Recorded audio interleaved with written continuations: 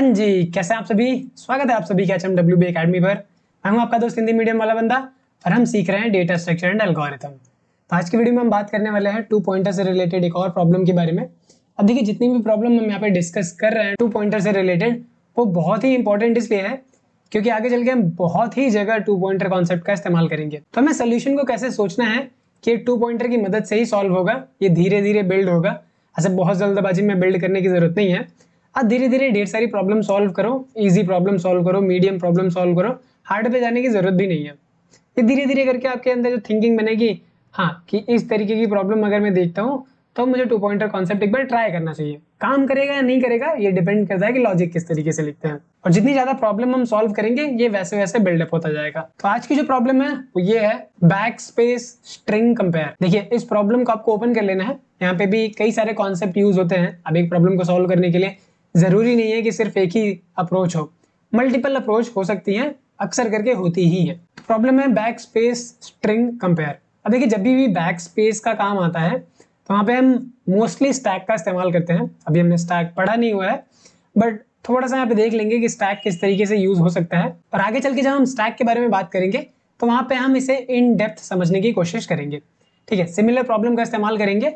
आप बाद में आगे इस प्रॉब्लम को भी स्टैक की मदद से सॉल्व कर सकते हो, कोई इश्यू नहीं है। अब यहाँ पे आपको 2 स्ट्रिंग गिवन है, S and T, return true if they are equal when both are typed into empty text editors. Hash means a backspace character. Note that after backspacing an empty text, the text will continue empty. अब ये पूरी text का मतलब क्या है, इसको हम एक एग्जाम्पल लेके समझने की कोशिश करेंगे तो ज्यादा क्लैरिटी आ जाएगी। वैसे बहुत ही सिंपल लैंग्वेज में लिखा है तो समझने में प्रॉब्लम नहीं होनी चाहिए।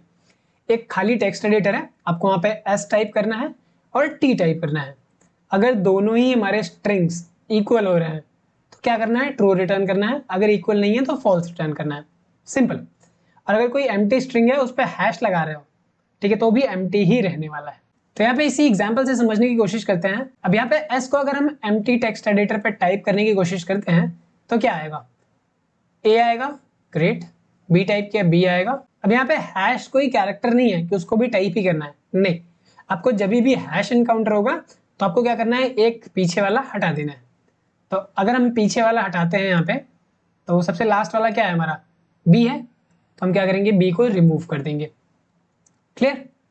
एंड अब क्या करेंगे, सी टाइप करेंगे, तो ये हमारा हो गया एस। सिमिलरली हमें क्या करना है, टी भी टाइप करना है। तो टी में क्या गिवन है, टी में गिवन है ए टाइप किया, डी टाइप किया। अब हैश आ गया, हैश का मतलब बैक स्पेस, बैक स्पेस का मतलब लास्ट वाला कैरेक्टर डिलीट करना है, simple. And then again C type करना है। तो यहां से अगर आप देखोगे तो ए और सी क्या है, दोनों ही इक्वल है। और अगर इक्वल है तो हमें क्या रिटर्न कराना है, यहां से ट्रू रिटर्न कराना है। एक और एग्जांपल लेके समझने की कोशिश करते हैं। लेट्स से एस हमारा है ए बी हैश हैश। अब दोनों को ही हमें क्या करना है, टाइप करना है। तो अगर हम टाइप करते हैं तो क्या मिलेगा, सबसे पहले ए टाइप होगा, बी टाइप होगा, एक हैश आया। एक हैश आया मतलब एक कैरेक्टर लास्ट का रिमूव करेंगे, कर दिया। एंड फिर से हैश आया तो क्या करेंगे, एक और कैरेक्टर रिमूव करेंगे। तो एक और कैरेक्टर रिमूव करेंगे तो बचेगा क्या, एम्प्टी स्ट्रिंग। क्या बचेगा, एम्प्टी स्ट्रिंग। इस तरीके से डिनोट कर देते हैं। एंड इसमें आप करते हो एम्प्टी टेक्स्ट स्ट्रिंग पे अगर आप हैश बैकवर्ड लगाते हो, बैक स्पेस दबाते हो, तो अभी भी वो क्या रहेगा, ब्लैंक ही रहेगा। तो 2 बारी हैश, तो इसका मतलब है ब्लैंक ही रहेगा। तो यहाँ पे क्या है, दोनों ही ब्लैंक है। तो दोनों ही ब्लैंक है तो यहाँ के केस में क्या आएगा, ट्रू। अब ये फॉल्स कब आएगा, तो फॉल्स के लिए भी एक एग्जांपल ले लेते हैं। Let's say A B C, और यहाँ पे टी वाला जो स्ट्रिंग है वो ले लेते हैं ए हैश सी। तो यहाँ पे अगर हम टाइप करते हैं तो क्या मिलेगा, ए बी सी स्ट्रिंग मिलेगा। यहाँ पे क्या मिलेगा, ए, फिर हैश आएगा, ए डिलीट हो जाएगा, सी। तो दोनों ही क्या है, अनइक्वल है। तो अगर अनइक्वल है तो यहाँ से क्या रिटर्न करना है, फॉल्स। तो यहाँ पे आपको प्रॉब्लम तो समझ में आ गई कि कैसे हमें टाइप करना है, बट सोल्यूशन किस तरीके से डिजाइन करेंगे ये समझने में प्रॉब्लम हो रही होगी। अब देखिए, अगर हम स्टार्ट से करते हैं जैसे यहाँ पे किया हुआ है, तो हमें यहाँ पे स्टैक की मदद लेनी पड़ेगी। ठीक है, स्टैक के बारे में नहीं पता है आपको, समझ सकता हूँ, बट एक बेसिक सा नॉलेज ले लेते हैं। स्टैक होता क्या है, तो स्टैक में क्या है कि 2 ऑपरेशन होते हैं, एक हमारा होता है पुश ऑपरेशन, एक होता है पॉप ऑपरेशन। अभी हम इस वे में सॉल्व नहीं करेंगे, बस बता रहा हूं कि ये भी एक तरीका है जो पहली बार आपके दिमाग में आएगा। ठीक है, पुश का मतलब है एलिमेंट इंसर्ट करना है और पॉप का मतलब है एलिमेंट रिमूव करना है। बट यहाँ पे एक कंडीशन है कि जो स्टैक है ये वन साइड ओपन होता है, यानी कि जब आप एलिमेंट इंसर्ट करोगे तो भी इसी साइड से होगा, डिलीट करोगे तो भी इसी साइड से होगा। तो यहाँ पे होगा क्या, जो लास्ट में इंसर्ट हुआ होगा वो पहले पॉप होगा। ठीक है, अगर कोई एलिमेंट हम पुश करते जा रहे हैं 1 2 3 तो पॉप करेंगे, तो जो लास्ट में इंसर्ट हुआ होगा वो हमारा क्या होगा, पॉप होएगा। तो ये हमारा स्टैक का फंक्शनैलिटी है। और यहाँ पे अगर आप समझो तो लेट से इस वाले अगर हम स्ट्रिंग को यहाँ पे इंसर्ट कराएं तो क्या है, हमारा हैश नहीं है, इंसर्ट करा दो कैरेक्टर को ए, बी इसको भी इंसर्ट करा दो। पर जैसे ही हैश आता है, ये हैश आ गया तो क्या करो, पॉप करा दो। बट पॉप कराने से पहले हमें चेक करना है कि ये हमारा स्टैक खाली तो नहीं है। अगर खाली होगा तो पॉप नहीं करा सकते, तो खाली अगर है स्टैक तो खाली छोड़ देंगे। अदरवाइज स्टैक कुछ एलिमेंट है, हैश मिलता है तो हम क्या करेंगे, पॉप कर देंगे। पॉप मतलब बाहर निकाल दिया। आप क्या करेंगे, सी को इंसर्ट करेंगे। तो यहाँ पे आप देखोगे तुम्हारे पास स्टैक में क्या है, ए और सी। अब क्या करना है, स्टैक को खाली कर देना है। स्टैक को खाली करके एक स्ट्रिंग बना लेना है, सी को पॉप करना है, ए को पॉप करना है। ठीक है, तुम्हारा ये सी हो गया। अब देखिए यहाँ पे हमें घबराने वाली बात नहीं है कि ए सी आना चाहिए करेक्ट ऑर्डर, सी ए आ रहा है, नहीं।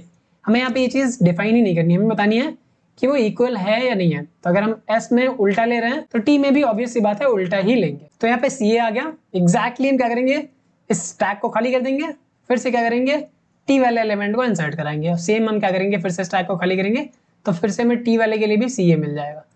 तो फिर कंपेयर करा लेंगे, if both strings are equal return true, unequal return false. तो ये हमारा स्टैक एक डेटा स्ट्रक्चर है जिसका इस्तेमाल करके हम इस प्रॉब्लम को सॉल्व कर सकते हैं। पर बिना स्टैक के भी हम इस प्रॉब्लम को सॉल्व कर सकते हैं। अब यहाँ पे अगर आप एक चीज नोटिस कर पा रहे हो तो यहाँ पे आपको ये समझ आ रहा होगा कि जब भी कोई कैरेक्टर इंसर्ट करा रहे हैं, लेट्स से ए इंसर्ट करा रहे हैं, तो हैश क्या होगा, इसके बाद आएगा और क्या करेगा, इस कैरेक्टर को रिमूव करेगा। ठीक है, तो जैसे ए आया, बी आया, हैश आया, तो हैश आया तो इसको रिमूव कर दे रहा है और फिर सी डाल रहा है। तो प्रॉब्लम यहाँ पे ये है कि अगर हम 2 पॉइंटर लेते हैं, एक पॉइंटर यहाँ पे ले लिया और फिर एक पॉइंटर यहाँ पे ले लिया, अब दोनों ही स्ट्रिंग इक्वल कब होंगे, जब उनके सारे कैरेक्टर इक्वल होंगे। तो पहला कैरेक्टर अगर ए है तो दूसरे में भी पहला कैरेक्टर ए होना चाहिए। इस तरीके से हम क्या करेंगे, कंपैरिजन करेंगे। बट प्रॉब्लम यहाँ पे ये है कि आगे को चल के अगर हमारे पास हैश मिल जाता है तो हम ए को डिलीट भी कर देंगे। तो अगर हम ए को डिलीट कर देंगे तो फिर स्ट्रिंग से कंपेयर कैसे करेंगे, प्रॉब्लम आ जाएगी। तो जो 2 पॉइंटर हम यहाँ पे ले रहे हैं, ये 2 पॉइंटर हम स्टार्टिंग से नहीं लेंगे, एंड से लेंगे। सी ले लिया, यहाँ पे भी सी ले लिया। क्यों ऐसा ले रहा हूँ, क्योंकि हैश क्या होगा, इसके बाद आएगा और जब भी हैश आएगा तो इसके बाद वाला कैरेक्टर रिमूव होगा। ठीक है, बाद का मतलब यहाँ पे पहले से है, क्योंकि इस डायरेक्शन से इस डायरेक्शन में मूव करेंगे दोनों ही स्ट्रिंग्स में। ऑब्वियस सी बात है कि हैश के बाद वाला कैरेक्टर रिमूव होगा, तो जो यहाँ पे पहला वैलिड कैरेक्टर मिलेगा, ठीक है, अगर ये हैश नहीं है तो क्या होगा, पहला वैलिड कैरेक्टर होगा। यहाँ पे भी हैश नहीं है तो पहला वैलिड कैरेक्टर होगा। तो जितने भी वैलिड कैरेक्टर होंगे हम क्या करेंगे, यहाँ पे मैच कराएंगे। जैसे यहाँ पे सी है, यहाँ पे भी सी है, दोनों इक्वल है, यस दोनों इक्वल है। अब अगर दोनों इक्वल हैं तो क्या करेंगे, नेक्स्ट वैलिड कैरेक्टर पे जाएंगे। तो पहला वैलिड कैरेक्टर हमारा ये था, मैच हुआ, ग्रेट। अब दूसरा वैलिड कैरेक्टर इसमें खोजेंगे तो क्या आएगा, पहला हैश आ गया, इसका मतलब है अगला कोई कैरेक्टर आएगा तो हमें उसे क्या करना होगा, डिलीट करना होगा। एक हैश आया तो अगला एक कैरेक्टर में डिलीट करना है। तो ये हैश के बाद एक कैरेक्टर डिलीट करेंगे तो बी वैलिड कैरेक्टर नहीं होगा, वैलिड कैरेक्टर क्या होगा, हमारा ए होगा। यहाँ पे अगर बात करेंगे तो हैश आया, ठीक है, डी रखना है, नहीं रख सकते क्योंकि एक हैश हमारा आ चुका है, तो डी को तो हटाना ही पड़ेगा। अगर यहाँ पे 2 हैश आए होते हैं तो हमें डी को भी हटाना होता, ए को भी हटाना होता। तो जब भी हम एक कैरेक्टर को रिमूव करेंगे, एक हैश का काउंट जो है फिर हटा देंगे। अब ये कैसे इंप्लीमेंट करेंगे अभी चल के थोड़ी देर में देखेंगे। बट यहाँ पे जो वैलिड कैरेक्टर है, वैलिड कैरेक्टर हमारा ए। अब क्या करेंगे, फिर से चेक करेंगे कि दोनों ही वैलिड कैरेक्टर हमारे इक्वल है, यस ये भी ए है, ये भी ए है, इक्वल है। नेक्स्ट वैलिड कैरेक्टर की बात करेंगे तो नेक्स्ट वैलिड कैरेक्टर हमारा है नहीं, तो -1 पे जाएगा, -1 पे जाएगा। तो अगर दोनों ही -1 है, इसका मतलब स्ट्रिंग दोनों में खत्म हो गई है। पर एक में -1 आ रहा है और एक में कोई वैलिड इंडेक्स आ रहा है। अब यहाँ पे इंडेक्स के थ्रू ही हम एक्सेस करेंगे स्ट्रिंग के कैरेक्टर को।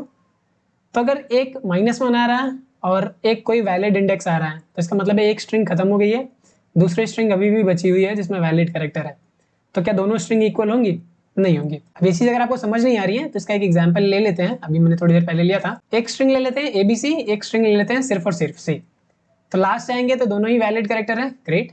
अब यहाँ पे हमारा -1 आ जाएगा, यहाँ पे क्या आ जाएगा 1 आ जाएगा, ठीक है। 0 इंडेक्स 1 इंडेक्स 2 इंडेक्स, तो यहाँ पे 1 आ रहा है वैलिड इंडेक्स, यहाँ पे -1 आ रहा है वैलिड इंडेक्स। तो यानी कि दोनों स्ट्रिंग क्या है, अनइक्वल है। तो भी हमें क्या करना है, फॉल्स रिटर्न करा देना है। अब ये चीज लिखेंगे कैसे, कैसे वैलिड कैरेक्टर फाइंड आउट करने की कोशिश करेंगे। तो वैलिड कैरेक्टर फाइंड आउट करना है दोनों ही स्ट्रिंग में, तो एक फंक्शन लिखना पड़ेगा। लेट्स से फंक्शन नेम दे देते हैं वैलिड कैरेक्टर। यहाँ पे हमने दो चीजें कंसिडर करी हुई है, एक तो स्ट्रिंग है, दूसरा इंडेक्स। अब इंडेक्स क्या है, अब देखिए जैसे मुझे स्टार्ट तो कहीं से करना होगा, तो लेट्स मैंने यहाँ पे स्टार्ट किया आखिरी वाले इंडेक्स से, इसमें भी आखिरी वाले इंडेक्स से स्टार्ट करेंगे।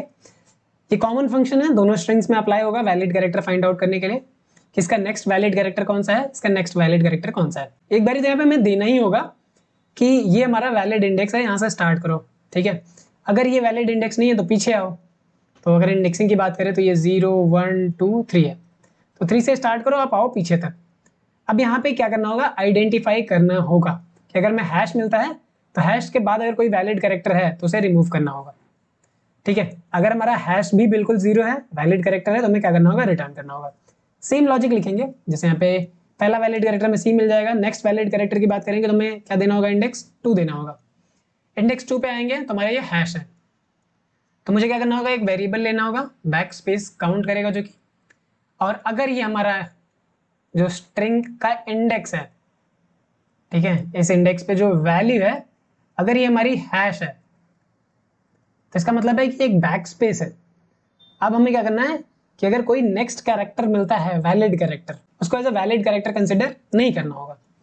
तो अगर हमें हैश मिलता है तो हम क्या करेंगे, सिंपली बैक स्पेस का जो काउंट है उसको बढ़ा देंगे। तो back space count will be back space count +1। अगर ये हैश नहीं है तो क्या होगा, एक वैलिड कैरेक्टर होगा। अब देखिए वैलिड कैरेक्टर तो होगा, पर वो इंडेक्स रिटर्न कराना है, वो वैलिड कैरेक्टर रिटर्न कराना है या नहीं कराना है, ये कैसे पता चलेगा। ये पता चलेगा कि हमारा बैक स्पेस काउंट क्या है। अगर हमारा back space count greater than 0 है, इसका मतलब लेट्स से 1 भी हो सकता है, 2 भी हो सकता है, तो ये वैलिड कैरेक्टर नहीं है। एक बैक स्पेस आ चुका है तो एक वैलिड कैरेक्टर हटाना पड़ेगा। तो हम जैसे कि मुझे यहाँ पे आ जाता हूँ 1 पे, क्योंकि एक बैक स्पेस कैरेक्टर मिल चुका है तो मुझे B कंसिडर नहीं करना। तो क्या करेंगे, हम बैक स्पेस काउंट को घटा देंगे। तो जब भी हमारा back space count greater than 0 होगा और हमें वैलिड कैरेक्टर मिला है, अब वैलिड कैरेक्टर मैं कैसे बोल पा रहा हूँ कि मिला है, क्योंकि हैश नहीं है। हमारे पास स्ट्रिंग में दो ही चीजें हैं, एक तो हैश है, दूसरा वैलिड कैरेक्टर है। तो अगर हैश नहीं है तो वैलिड कैरेक्टर है। तो वैलिड कैरेक्टर के केस में हमें क्या करना होगा, चेक करना होगा कि अगर हमारा back space count greater than 0 है तो उस केस में बैक स्पेस काउंट को घटा दो, ठीक है। अगर हमारा back space count greater than 0 नहीं है, यानी कि 0 हो चुका है, तो हम क्या करेंगे, एल्स वाले पार्ट में उसको सिंपली रिटर्न करा देंगे इंडेक्स को, कि हाँ ये जो इंडेक्स है ये वैलिड इंडेक्स है, ठीक है। ये हमारा किसी एक पर्टिकुलर इंडेक्स के लिए हो गया जो हमने चेक कर लिया, तीनों ही पॉसिबिलिटीज चेक कर ली। जब हमारा वैलिड इंडेक्स प्रेजेंट होगा, यानी कि वैलिड वैल्यू प्रेजेंट होगी, अदरवाइज क्या करेंगे हम, अदरवाइज हमें करना होगा इस इंडेक्स को decrement, index minus, index will be index -1। अब हम यहाँ पे इंडेक्स को माइनस कर रहे हैं तो ऑब्वियस सी बात है, यहाँ पे लूप भी लगाना होगा। तो लूप लगाएंगे while index is greater than और इक्वल टू 0। अब ग्रेटर देन और इक्वल टू 0 क्यों लगाया हुआ है, क्योंकि स्ट्रिंग का जो स्टार्टिंग इंडेक्स है वो 0 से होगा और आगे तक जाएगा। तो यानी कि 0 तक हम स्ट्रिंग ऑफ इंडेक्स को एक्सेस कर सकते हैं, 0 के पहले आ जाएगा तो हम क्या करेंगे, एक्सेस नहीं कर सकते। तो एक तो हमारा यहाँ से रिटर्न होगा अगर हमारा वैलिड इंडेक्स प्रेजेंट है तो, और अगर वैलिड इंडेक्स प्रेजेंट नहीं होगा तो ये इंडेक्स क्या हो चुका होगा, -1 हो चुका होगा। तो अगर -1 हो चुका होगा तो ये लूप से बाहर आ जाएगा। तो हमें क्या करना है, बस सिंपली रिटर्न कर देना है इंडेक्स एक और बार। एक तो लूप के अंदर रिटर्न करा है, दूसरा हम क्या कर रहे हैं, लूप के बाहर रिटर्न करा रहे हैं। तो ये दो रिटर्न स्टेटमेंट लिखे हैं। आप चाहो तो यहाँ पे एक वैलिड इंडेक्स नाम का वेरिएबल ले लो और यहाँ पे उसे लगा के ब्रेक कर लो, फिर एक ही बार रिटर्न करो उस वैलिड इंडेक्स को, आपके ऊपर है, बिल्कुल कोई दिक्कत वाली बात नहीं है। यहाँ पे हमने वैलिड कैरेक्टर तो फाइंड आउट कर लिया। अब मुझे यहाँ पे कोड लिखना होगा इस बैक स्पेस स्ट्रिंग कंपैरिजन के लिए। तो यहाँ पे एक फंक्शन बना लेते हैं, ठीक है, एस और टी लेगा। तो पहली चीज हम क्या करेंगे, साइज निकालेंगे, n will be length of s, एक और ले लेंगे m, ये होगा हमारा t का लेंथ। अब यहाँ पे हम 2 पॉइंटर लेने वाले हैं। अब 2 पॉइंटर क्यों लेंगे, ये चीज आपको समझ में आ रही है कि एक पॉइंटर हमारा पहली स्ट्रिंग पे पॉइंट करेगा, दूसरा पॉइंटर हमारा दूसरी स्ट्रिंग पे पॉइंट करेगा। इनिशियल जो पॉइंटर होंगे वो हमारे ये होंगे n-1 और m-1। तो हम यहाँ पे क्या करेंगे, 2 पॉइंटर ले लेते हैं, लेट्स से p1 और p2। p1 की वैल्यू होगी n-1 और p2 की वैल्यू होगी m-1। अब यहाँ पे 2 पॉइंटर तुमने ले लिया। अब ये चलेगा कब तक, अब ये हमारा तब तक चलेगा जब तक कि p1 घट के क्या हो जाए, -1 ना हो जाए, यानी कि 0 है 0 से बड़ा हो। तो ये चलेगा while p1 is greater than 0 and p2 is also greater than 0। तो उस केस में मुझे क्या करना है, चलाना है, क्योंकि दोनों ही वैलिड इंडेक्स होंगे। तो अब मुझे यहाँ पे फाइंड आउट करना होगा ये valid character, let's say function name दे देते हैं वैलिड कैरेक्टर इंडेक्स, या फिर इसका नाम दे देते हैं वैलिड इंडेक्स। तो ये हमें एक वैलिड इंडेक्स रिटर्न करके देगा। अब देखिए वैलिड इंडेक्स में हमारे पास 2 पॉसिबिलिटी है, -1 भी रिटर्न कर सकता है, अगर कोई भी वैलिड इंडेक्स नहीं है तो -1 पे आ जाएगा, और अगर वैलिड इंडेक्स है तो फिर वो वैलिड इंडेक्स रिटर्न करेगा जो कि 0 या 0 से बड़ा होगा। तो सबसे पहले मुझे क्या करना होगा, वैलिड इंडेक्स फंक्शन को अप्लाई करना होगा दोनों पे ही। तो यहाँ पे लेट्स से idx1 नाम का एक वेरिएबल ले लिया, ठीक है, इस पे अप्लाई कर दिया वैलिड इंडेक्स नाम का फंक्शन s पे, और ये हो जाएगा p1, ठीक है।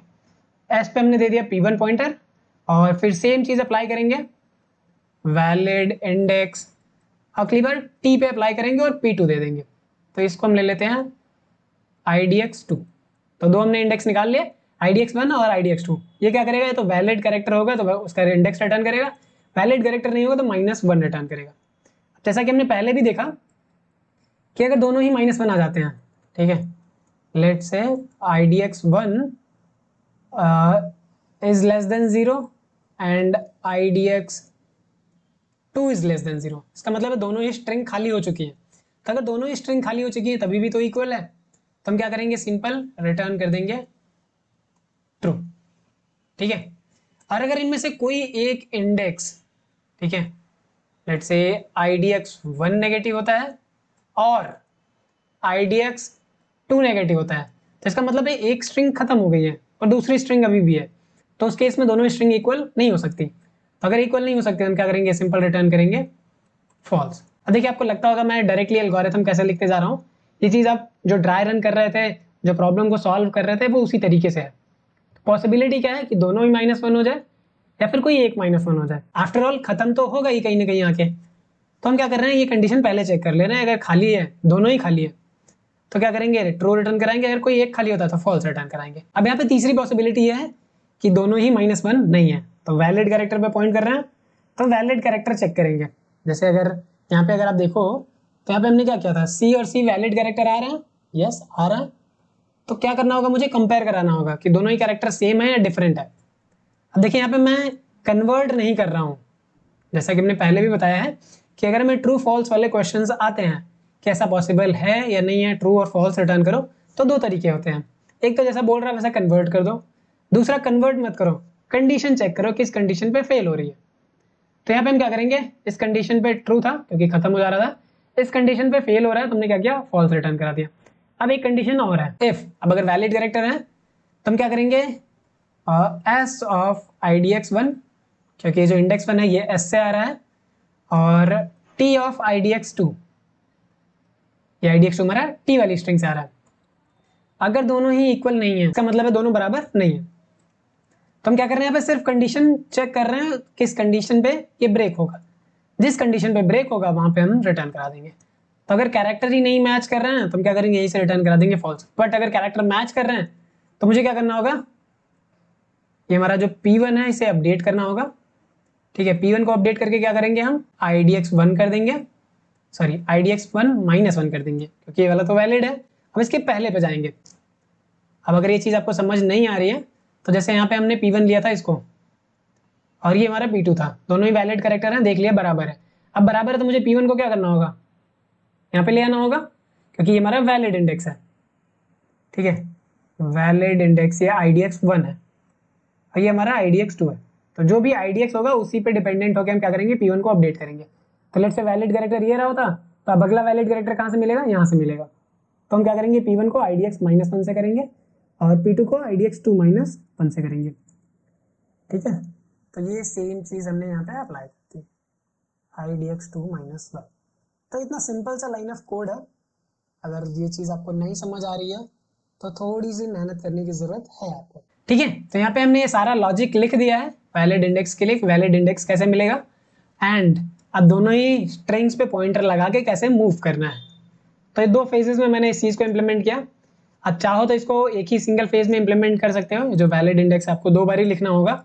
ठीक है, जहाँ जहाँ पे इसको कॉल कर रहे हो वहाँ पे इसको लिखना पड़ेगा। तो अगर हम एक ही फंक्शनैलिटी को कई जगह यूज कर रहे हैं तो ये चीज़ होनी चाहिए आपके अंदर कि कोड को फंक्शन में बाइंड कर दो। ठीक है, इसीलिए तो बनाया गया है फंक्शन कि आप एक ही चीज़ को बार बार यूज कर रहे हो, फंक्शन में डाल दोगे तो बस कॉलिंग के टाइम को आपको पैरामीटर अलग अलग देना है। तो यहाँ पे हमने फंक्शन भी बना लिया और पूरा लॉजिक भी लिख दिया। अब यहाँ से आपकी रिस्पॉन्सिबिलिटी है कि इस लॉजिक को आप कोड में लिखो। कोई गड़बड़ आती है तो डीबग करो, वैसे तो आनी नहीं चाहिए। और आपके लिए भी तो कुछ होना चाहिए, आप क्या करोगे, कैसे समझोगे, ड्राई रन कैसे कराओगे, वो सारी चीजें।